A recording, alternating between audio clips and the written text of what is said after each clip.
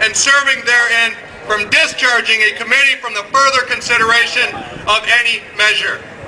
Why is the House violating the Constitution and not giving you the right to vote on who should raise your children? A majority already says yes. Who is saying no? Representative John Stahl, if you can join me at the podium.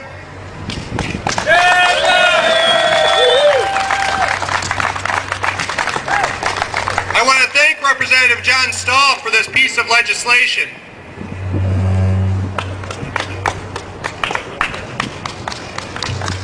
Boy, this is God ordered, isn't it, this weather? And talking about God, isn't that where inalienable rights come from? Or do they come through man, through the government, regulating? Do they? No, we have to remember that. It's very important.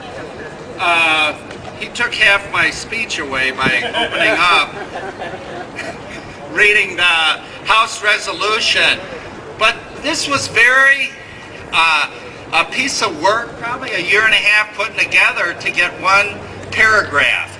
And it's very important because what goes into this, are we okay here? Like a swarm of bees there. Okay. Well, I want to give a little background. And there's actually no current crisis regarding the exercise of parental rights which would be immediately resolved by this piece of legislation.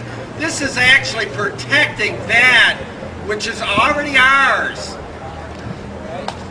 However, it is essential to protect the rights of parents presently enjoy so that there's no further erosion or a crisis occurs as it is happening in other states.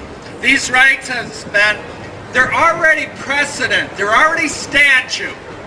All we want to do is guarantee them that they remain that. And that's why we need to put this legislation into the Constitution. In order to do that, it'll have to go to the vote of the people. So why is this so scary, this House resolution, if it can't even be allowed to go through the committee process and then on to the people to vote? I would like to read a court ruling. The following example of a U.S. Supreme Court ruling demonstrates the need to make this constitutional and not merely statute or precedent, because we cannot live here in this country on opinions by the bench, can we? Each judge. And you know, it depends how he wakes up or she wakes up that day, and they're going to make rulings, and we're going to live by that and call that freedom. But I want to let you know what the Supreme Court's justice spoke, Sandra Day O'Connor, Troxville and Granville. It says the 14th Amendment provides that no state shall deprive any person of life, liberty, or property without the due process of law. We've heard about that due process, haven't we? Yes. Sometimes it's violated. We have long recognized that the amendment's due process clause, like its Fifth Amendment counterpart, guarantees more than fair process. The clause includes a substantive component that provides heightened protection against governmental interference with certain fundamental rights and liberty interests, and the liberty interests of parents in the care, custody, and control of their children is perhaps the oldest of the fundamental liberty interests recognized by this court. That was given by one of the liberal Supreme Court justices of the United States Supreme Court. You understand? She even saw that. Our United States Supreme Court has held more than 100 years that parents have the fundamental rights to direct the care, upbringing of their own children, but lower courts are eroding this right. We can no longer take for granted that the family will remain a core value and principle of the nation without this amendment. Parents need the assurance that there is not just one way to raise children, and they need to be provided the means of jurisdiction to fulfill this God-given responsibility. This proposed resolution will protect and do the very protect those natural and fundamental parental rights that face erosion.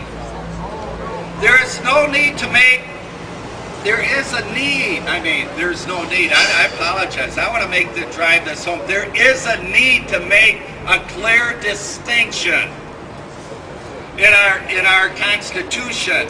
This joint resolution will not change any present statute or law, as I stated, but it will secure these natural and fundamental rights. Although the U.S. Supreme Court clearly recognizes parents' rights as fundamental and thus protected by a higher standard of review, many lower courts over the last 25 years have continued to go against this opinion. A parental rights amendment would guarantee that parents are the primary decision makers regarding the upbringing of their children. But House leadership and the chair of the Judiciary Committee have their own special interest agenda, apparently. In a conversation with the speaker, he questioned whether all children as being wards of the state. With the Judiciary Chairman, he's not quite sure about this resolution. Should we go forward with this resolution? Yeah! But he won't even allow it to see the day of light in the committee. Well, how about the citizens of Michigan? Parents want this because they want this constitutional amendment because they do not want government intrusion in their lives when they're doing right. Having no other choice, I gave notice to discharge this resolution by letter to the committee. After this notice, I proceeded to and discharge this amendment during session following due process. It was immediately postponed by leadership by bypassing the constitutional process that protects the voice of the people and treating parents' rights as insignificant. We can postpone them for the day. We can postpone them and put them off so they don't get taken up, so we can't carefully look into this matter, research it. It is a sad day when we have to consider a lawsuit for the rights of parents to be protected at the taxpayer's expense. It is not enough that House leadership has raised taxes, spending your money.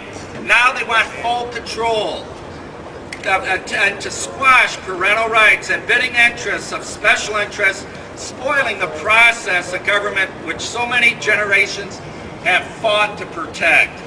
But not all government is pursuing this agenda. I want to bring a little bit of hope, okay? Because we can get negative and stay on the negative track. Last Friday, believe it or not, okay, I was there. Other legislators were there. I attended a Michigan Fatherhood Policy Forum. It was put on by the Department of Human Services.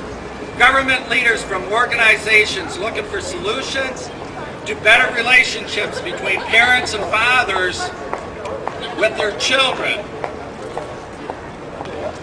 We're seeking to strengthen and enable the family to have better social services and laws within our family court. I was very encouraged.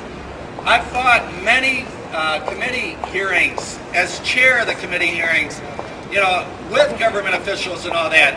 And we were collectively there for a conference, and the Department of Human Services put this together. So you are being heard, okay? They're concerned about that this family, that it's dysfunctional, the disillusionment of the family. We have to turn this around and make the courts, the judicial system, the Department of Human Services, Child Protection Services, they need to serve the people. They need to serve the families to make them stronger. Yeah, we all need to be accountable and transparent.